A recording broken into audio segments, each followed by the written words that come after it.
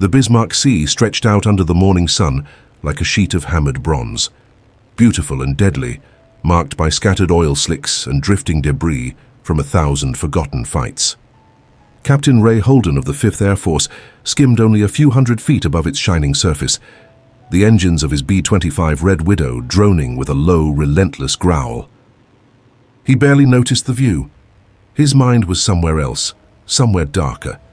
Yesterday he'd lost Sam, Lieutenant Sam Brookings, his wingman, his closest friend since flight school. They had flown together through New Guinea's rivers of cloud and its murderous mountain storms. They had survived interceptors, anti-aircraft fire, engine failures, but yesterday over the Huon Gulf, a Japanese submarine they were chasing surfaced long enough to fire its deck gun. The shell punched through Sam's Mitchell like a fist, turning the sky into flame. Ray had seen the explosion, saw Sam's plane snap in half, saw the fireball collapse into the ocean in a smear of black smoke and rising steam. No shoot, no survivors. Ray hadn't slept, had barely eaten.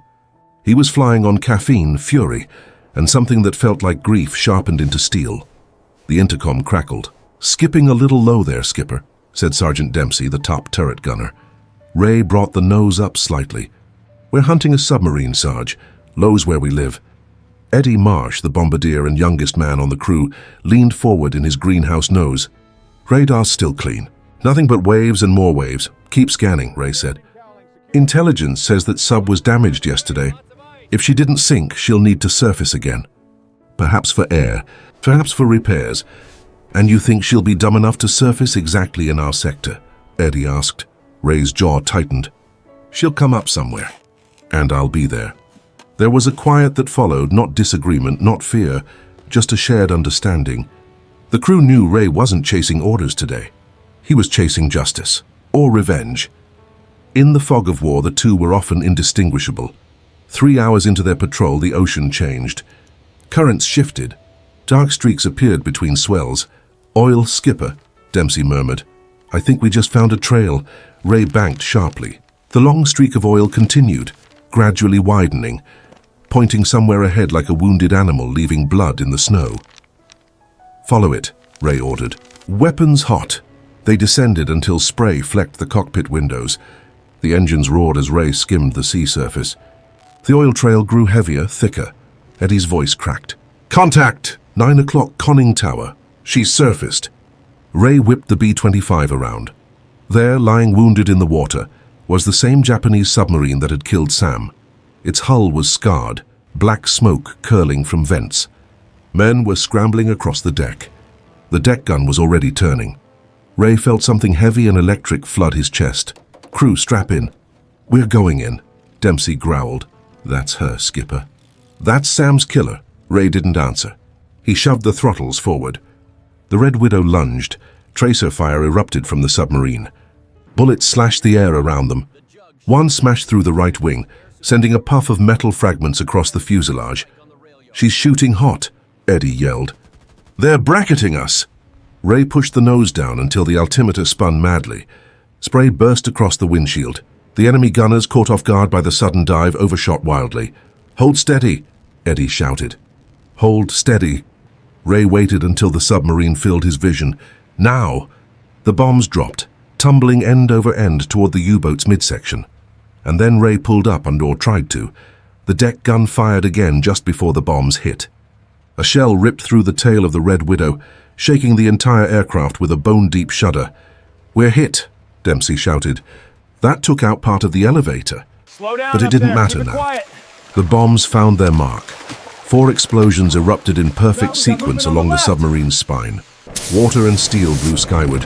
A geyser of steam and flame mushroomed upward, engulfing the conning tower. Ray craned his neck to see. The submarine listed sharply, its bow dipping. Men scrambling wildly before disappearing in the boil. "That's for Sam," Eddie whispered. But even as the submarine sank, Ray realized the damage to their own aircraft was worse than he thought. The Red Widow was slipping into an unstable climb, shuddering violently. "Hang on," Ray said, fighting the controls. "Oh, we're not out yet," Dempsey cursed. Hit it again, right "Skipper, there. that hit shredded the hydraulic lines. All right, hold Elevators partially gone. She's trying to stall." Ray forced the nose down. The B-25 wobbled dangerously. The ocean loomed closer and closer. "Come on, baby," he murmured. "Not today." Eddie looked back at him, pale. "Do we have enough control to head home?" Ray didn't answer right away. He tested the controls. Half of the tail felt dead. The nose pitched badly and the rudder lagged. "We'll manage," he said finally. "We have to." They limped upward, the B-25 vibrating like a wounded animal. Ray coaxed her into a level flight path, though she leaned stubbornly to the right. "We radioing base?" Dempsey asked. Ray flicked the transmitter switch. The radio hissed.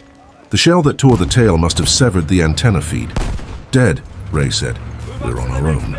The next hour was a test of endurance. Ray flew with both hands clamped on the yoke, sweat dripping, his arms aching from the constant fight to keep the plane level. Eddie guided him by sight alone. The others kept scanning the horizon, hoping for land. At last, after what felt like a lifetime, the jagged green coastline of New Guinea appeared through the haze. "Land ho!"